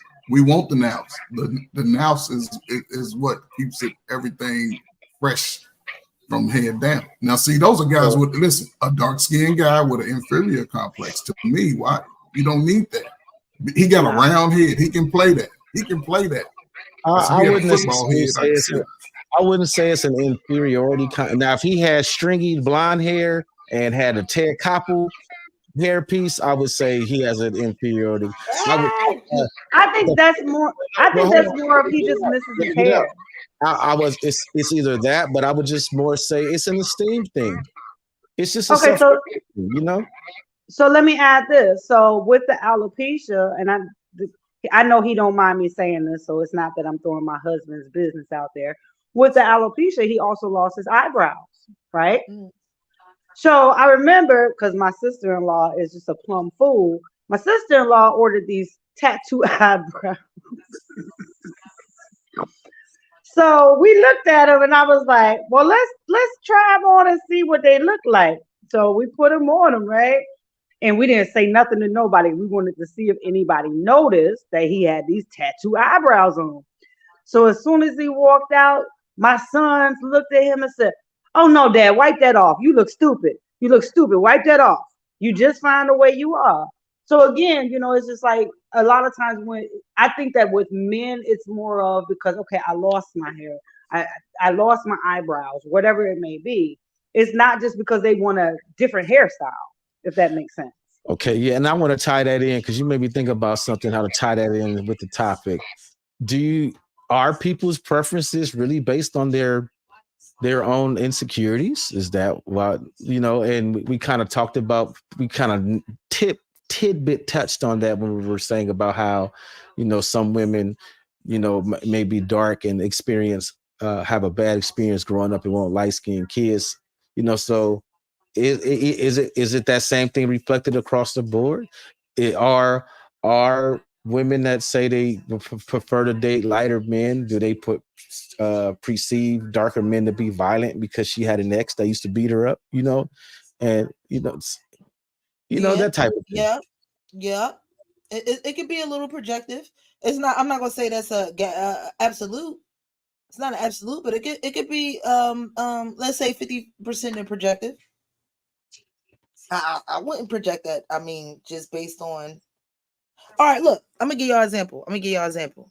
This is my anecdotal example. One day I was standing outside the bar smoking a cigarette because you can't smoke a cigarette inside the bar, right? So I'm standing outside the bar, I'm smoking a cigarette. Oh, black guy come running towards me. I instantly get scared. Instantly. Now, fast forward to me standing outside the market, right? Smoking a cigarette, not the same cigarette, but smoking my cigarette. And the white guy run towards me. Did I feel threatened? I just looked at him like he was a fool. Like, you okay? Like, I looked at him like, he all right, But when the black guy was running towards me, I got afraid not only of him, but what the fuck he was running from. I got afraid. It was two different types of being scared. Is that a prejudice? Yes. Yeah. Because you just figured if the white dude was running, he was just jogging. No, I'll say no because I think you've been conditioned. You're just conditioned. I don't think it's a prejudice. Survival can be a prejudice, and it can't be a preference. You just want to survive. It's instinctual. You have no control over it. But that Well, is I'll say this then. prejudice. I'll say this Well, real why quick. is the black dude seen as a threat, but not the white dude? That's why I said I think it's an underlining hint of a prejudice there, of self-hatred and conditioning. Well, I was just gonna say Go I ahead, must Jeff. be prejudiced towards everybody because I don't give a damn what color you are. If you running towards me, I'm locking my door and jumping in my car and I'm getting the hell out the way. I don't give a damn what color you are. I So wasn't whether you scared white, of black, Chinese, I'm concerned. I was not scared of the white man or what he was running from. I'm more scared of the white man than I am of the black man. When I get look, I'll give you an example. When I'm going, let's say I'm out shopping, which I don't do often, but if I go out shopping, I will lock my door quicker when I see a white man than I will a black man. I don't trust white men. I don't trust them either. I just wasn't threatening.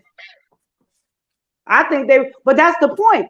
A lot of times they don't come across threatening, and those will be the very ones that'll snatch your ass up and have you in Alabama or in Florida on a boat Missing going persons. somewhere and being sold.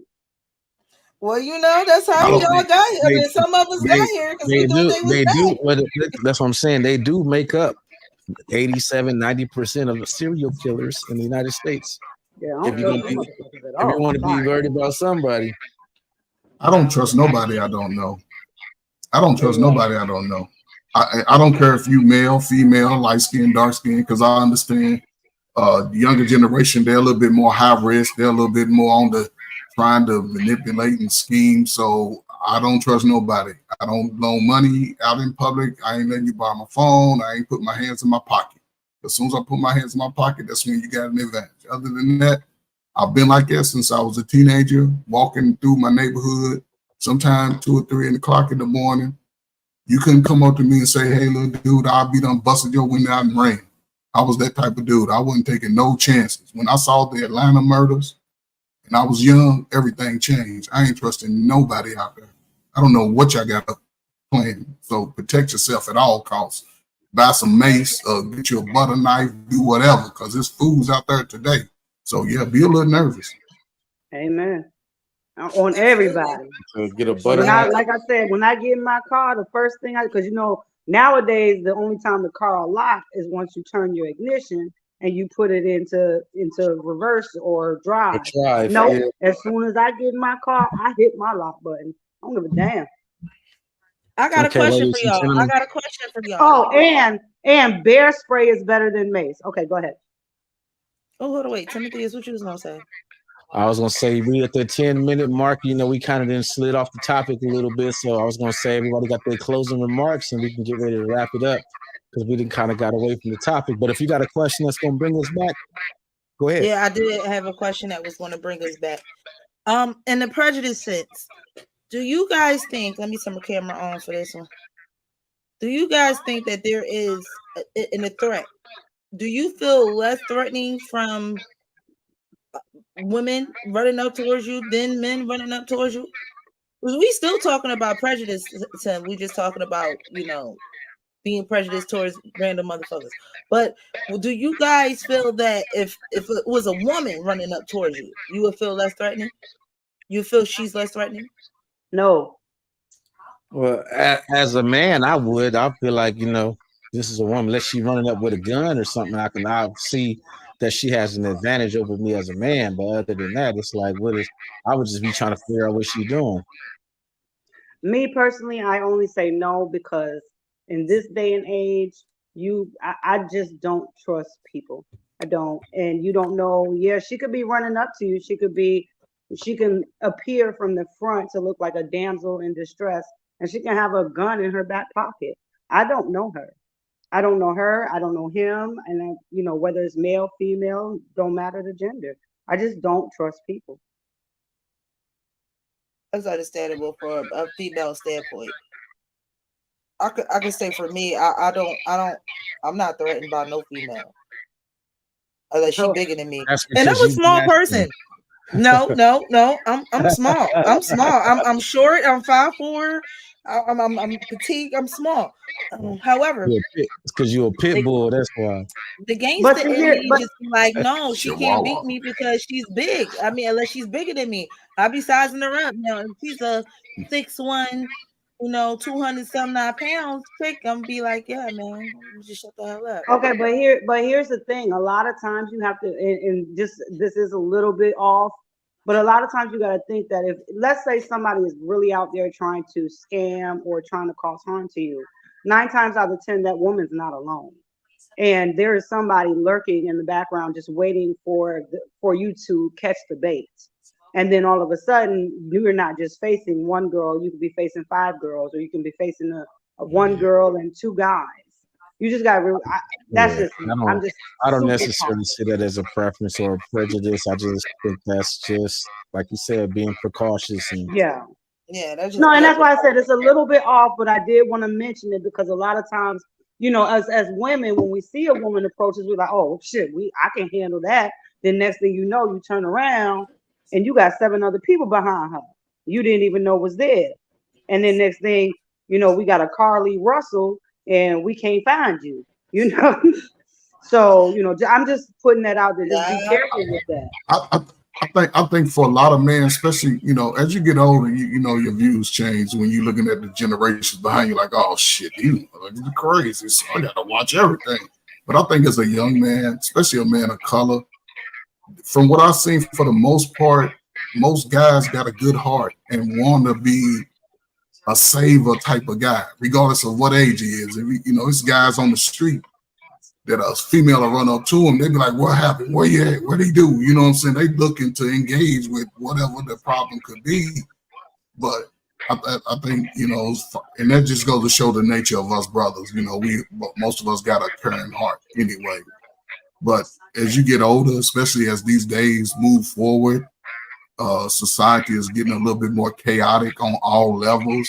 And social media has really started to expose a lot of the mindsets of a lot of people. Like, these motherfuckers, stealing used to be an art. Now it's just a grab bag. So just in that capacity, the tricks they playing on you, stealing your car while you're in it, your baby's in it, I wouldn't trust nobody. I would just always be ready. But keep, what I'm saying, not to say that you don't, you just go around like paranoid, but you have to talk yourself through certain situations. My main goal when I leave the house is to make sure I make it home safe. That's my main goal. I got to run from it, if I got to shoot my way out of it, if I got to drive away, whatever it takes for me to get away, I can deal with the police and the hype of it later. I don't need to see the accident. I can hear about it on the news. Other than that, if I get home safe, I'm okay. So And I my just closing think that doesn't have anything to do with prejudice. That just has to do with you being aware of your surroundings and protecting yourself.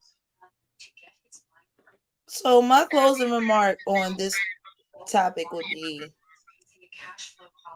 I think that sometimes preference becomes very prejudice. It can become prejudice. Some people be like, "Oh, well, it's not a prejudice; it's a preference." But sometimes it's just a prejudice, and it's for a good reason for thyself that has it. And I think for a lot of people, certain preferences, it's just like I said. I prefer apples, but it's okay for me to eat oranges sometimes. So I think that's how it goes. That's my closing argument on it. My stance is pretty much where it was in the beginning. I do not think that preference is prejudice in disguise.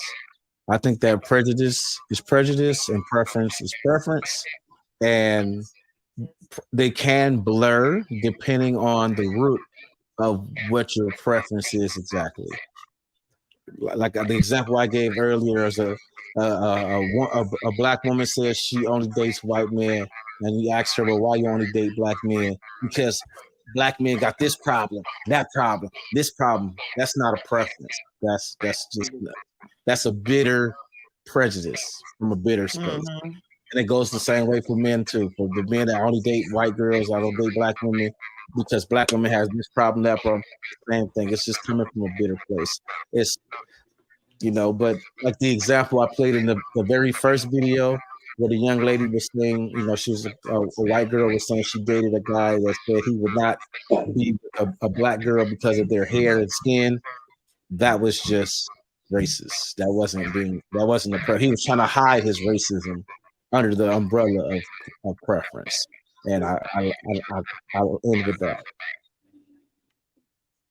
I'll just say that I'm exactly on the same page as Timothy is, and it's one thing to have a preference, but when you again, I just agree with you. Like if you're saying, "Oh, I won't date white people," I'm not going to date black men because of this and this, and that, then that kind of borderlines on a prejudice, a bitter, a hatred, a disdain for a race of men. Date who you want to date. Nobody really cares. And like you said, the same with women. So there's definitely a difference between preferences and prejudice. I like Trey? that. Trey, got some. Hearing the answers are unique. And I'll speak for 2 seconds real quick. A lot of women go off preference. They prefer to be rich. They prefer to have a docile life. They prefer that. So if you hear it all the time, but the prejudice comes outside of you. You can control who you are prejudiced against, but most of the time we're dealing with prejudice that comes towards us, like somebody doing something to us that showed like, oh, they excluded me because of this or whatever. Or some people benefit because of that prejudice. It's in the light skin, dark skin thing. Some people prefer light skin, some people prefer. That's the preference. But when you actually start doing things to undermine them, then it becomes a little bit more prejudice to me, or get the upper hand in it. So, hey, we all black. We all got big noses, big lips, big wide feet. Love each other. Keep doing it. Don't matter. If you want to be blessed, you better love those who look like you first, because we the only one fighting each other and loving everybody else. Love who look like you first, so we can be stronger in this battle of life. Other than that, man, we all gonna lose the way this shit's going. Right. I appreciate y'all, man. I always appreciate y'all. Y'all make us think, man. Appreciate you for coming on. Teddy, you have anything you'd like to say before closing? I think that you touched home when you said about how prejudice have more come from stereotype and biases. And I think that's it. I think, yeah, I think really think that's it. I think that's the big difference between both a preference and a prejudice. One has more stereotypical and it's more harsher than the other. But nah, I think everybody was spot on. I was actually just taking notes and to be honest. Okay, okay, and well, I have to throw this one caveat out there too for the more recent, political identity area. I don't agree with uh, a person that disagrees. How can I word it? Just shoot. Yeah, because YouTube will be on you like that. I don't believe that it's a prejudice or a phobia to have a preference that doesn't benefit, that doesn't align, I should say, that doesn't align with the belief of someone else. If a person wants to identify as a certain individual, and another person has the right to disagree, and that's it. That doesn't make them prejudiced or phobic against something. That just means they have the right to think the thoughts in their brain. You have the right to think the thoughts in your brain, and that's okay. It's no one's job to validate you. No one's job to validate you at all. It's your job to be secure and have the confidence within yourself. No one else can give that to you. I wanted to open up another conversation that will go another hour long. I actually wanted to talk on prejudiceness about when you don't want to identify with a certain race, but you want to take the benefits of it, and cultural appropriation.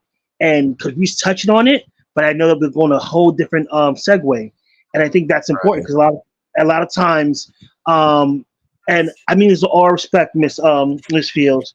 I love that you identify as black as being light skinned. I have a good friend who's born in Germany, black as me, Derek, because his parents are stationed there. So yes, U.S. bondship, and he's German. And I say this all the time. Sometimes self-hate is along those lines of prejudiceness.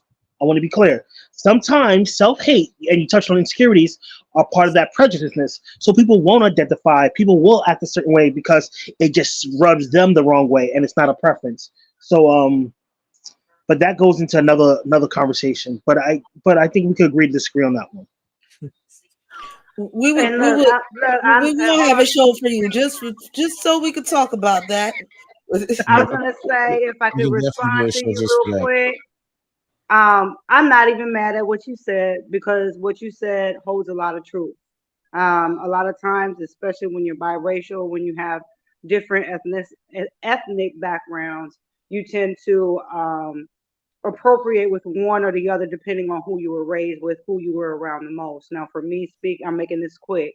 Speaking for myself, I was raised in the community by my black father, with my black family. So I don't know anything else but black. Yes, I know some German. I know a couple of recipes, but that's it.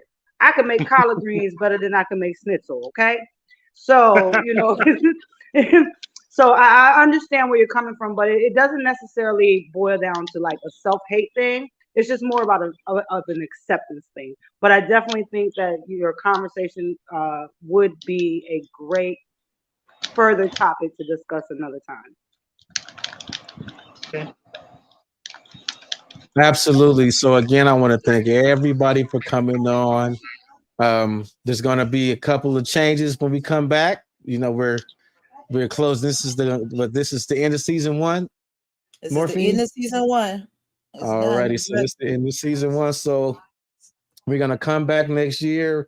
We're gonna maybe it's gonna be a new YouTube channel because we're consolidating the shows. Because I have my show, she has her show. So we're gonna consolidate the shows and have a more conversations with the average black man actual channel instead of 2 separate channels like we've been doing.